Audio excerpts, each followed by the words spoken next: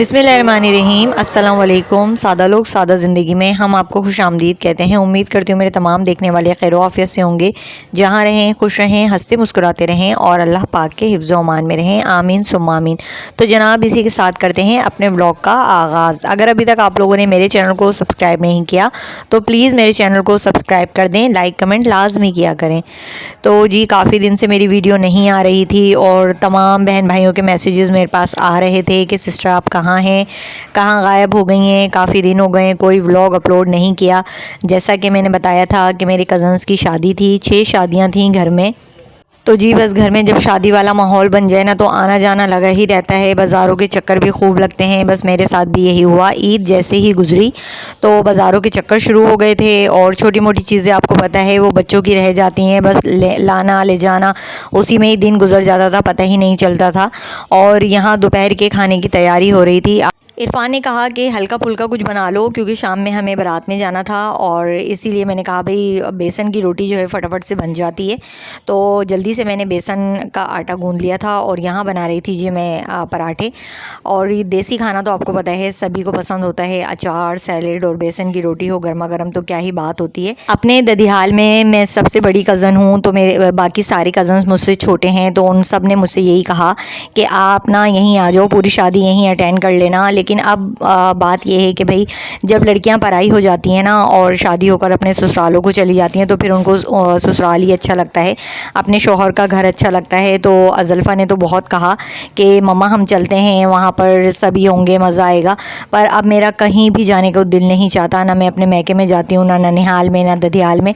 बस हर इवेंट पे मैं जाती हूँ और वापसी में घर पर ही आ जाती हूँ इवेंट अटेंड करके। सब कहते हैं रुक जाओ, पर अब मुझसे जो है ना बिल्कुल भी कहीं पर रुका नहीं जाता। अपना घर अपना ही लगता है, कहीं और जाओ तो फिर अजीब सा ही लगता है कि भाई अनकंफर्टेबल बंदा रहता है। वरना एक ज़माना था कि मैट्रिक की छुट्टियां होती थी या फिर जून जुलाई की जब भी छुट्टियां पड़ती थी तो फ़ौरन भागकर ददियाल जाते थे और सारी छुट्टियां वहीं गुजारते थे छोटे छोटे कज़नों के साथ। और अब तो सारे कज़न माशाल्लाह बड़े हो गए हैं, शादी वाले हो गए हैं। और यहाँ इरफान सैलेड बना रहे थे, उन्होंने कहा तुम जल्दी से पराठे डाल लो, मैं सैलेड बना लेता हूँ। और कमरे में इस वक्त इतना धुआं था कि मैं आपको बता नहीं सकती, क्योंकि किचन बिल्कुल कमरे के सामने ही है तो धुआं भर जाता है। जब पराठे बनते हैं, रोटी बनती है तो धुआं पता नहीं चलता, लेकिन जब पराठे बनते हैं तो घी का सारा जो धुआं होता है ना वो रूम में जमा हो जाता है।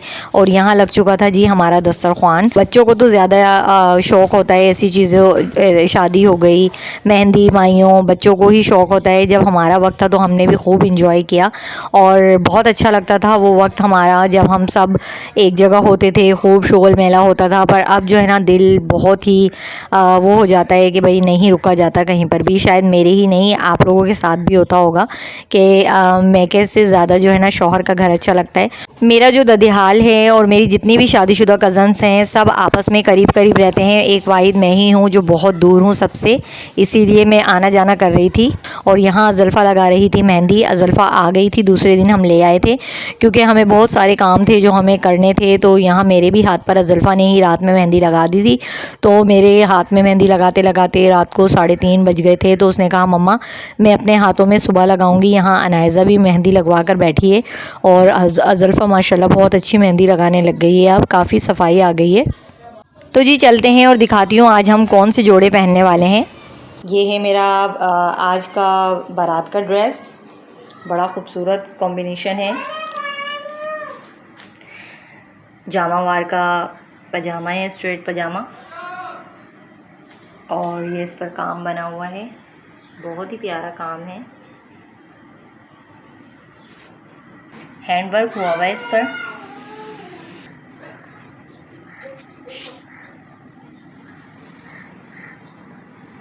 इसका दुपट्टे पर इस तरह पलटावा लगा हुआ है। तो ये बहुत ही हसीन कॉम्बिनेशन है, बहुत प्यारा लग रहा है। बिल्कुल ब्राइडल रेड कलर है और ये वाला कलर ना मुझे बहुत पसंद है।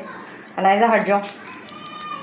तो आपने बताना है जी कैसा लग रहा है आपको मेरा ये ड्रेस। अब मैं दिखाती हूँ अज़ल्फ़ा का ड्रेस। ये जी अज़ल्फ़ा का ड्रेस, इसका भी कॉम्बिनेशन बहुत प्यारा है। एक्वा ग्रीन कलर है ये। वीडियो में बिल्कुल भी कलर वो नहीं आ रहा जो इसका ओरिजिनल कलर है। और इस पर ये काम बना हुआ है, बहुत ही खूबसूरत नफीस काम बना हुआ है। ये भी हैंडवर्क है। और इसके दामन पर भी इस तरह कटवर्क का काम हुआ हुआ है।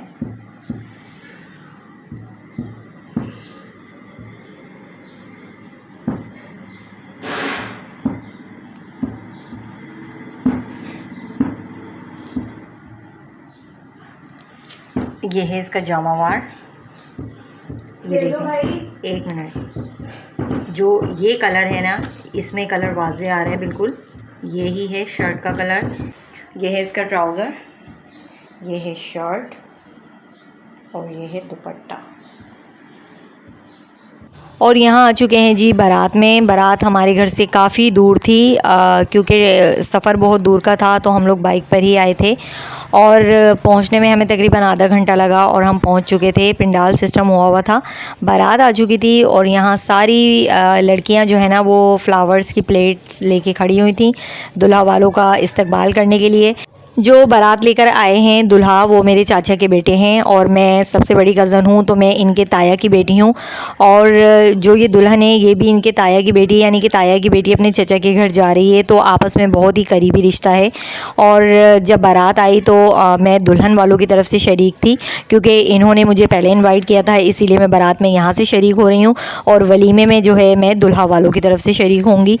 दोनों दुल्हन दूल्हा के वालिदैन इस दुनिया से जा चुके हैं, ना उनके वालिदैन हैं ना इनके वालिदैन हैं, तो बस आपस में भाई बहनों ने मिलके जो है वो सब ने शादी का अरेंज किया है और बहुत अच्छा अरेंज किया। अगर वालिदैन ज़िंदा होते तो बहुत खुश होते। बहुत अच्छी शादी की है उन्होंने अपनी तरफ से। और यहाँ आ चुकी है जी बारात और मैं पहुँच चुकी हूँ बारात का इस्तकबाल करने।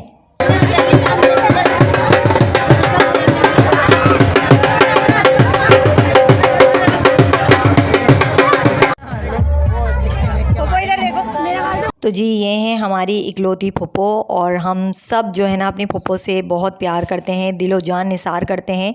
और फुप्पो की अभी शुगर की वजह से ना पिछले कुछ दिन पहले टांग कट चुकी है उनकी।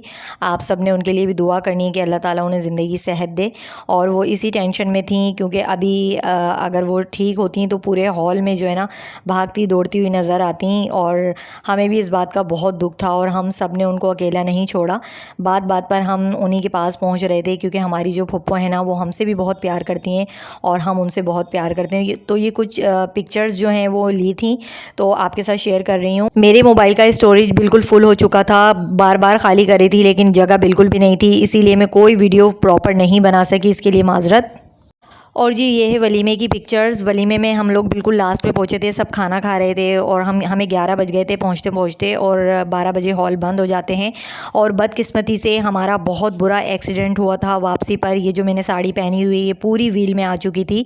और ये है अनायज़ा का एक्सरे। अनायज़ा के हंसली की हड्डी जो है वो टूट चुकी है।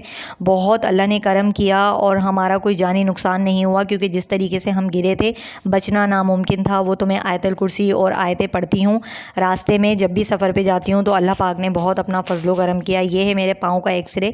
मेरे पाँव के टिश्यूज़ बहुत बुरे तरीके से फट चुके हैं। जब डॉक्टर ने देखा तो उसने कहा कि आपको हड्डी का तो कोई फ्रैक्चर नहीं है, लेकिन आपके जो पाँव के एड़ी के टिश्यूज़ हैं ना उनका कीमा बन चुका है। बहुत ही अल्लाह पाक ने बस करम किया कि हड्डी बचा ली अल्लाह पाक ने। और ये है अज़ल्फ़ा का। अज़ल्फ़ा के शोल्डर पर गैप आया है, जो मोहरा होता है वो खुल गया है। तो जी ये हमारे साथ हादसा हुआ था रात को 3:30 बजे कोरंगी के मेन रोड पर। हमारी बाइक जो है वो स्लिप हो गई थी, क्योंकि मेरी पूरी साड़ी जो है वो व्हील में थी, मेरा पाँव पूरा व्हील में था। लोगों ने हमें निकाला, लोगों ने हमारी बहुत हेल्प की। उसके बाद जो है हम हॉस्पिटल गए।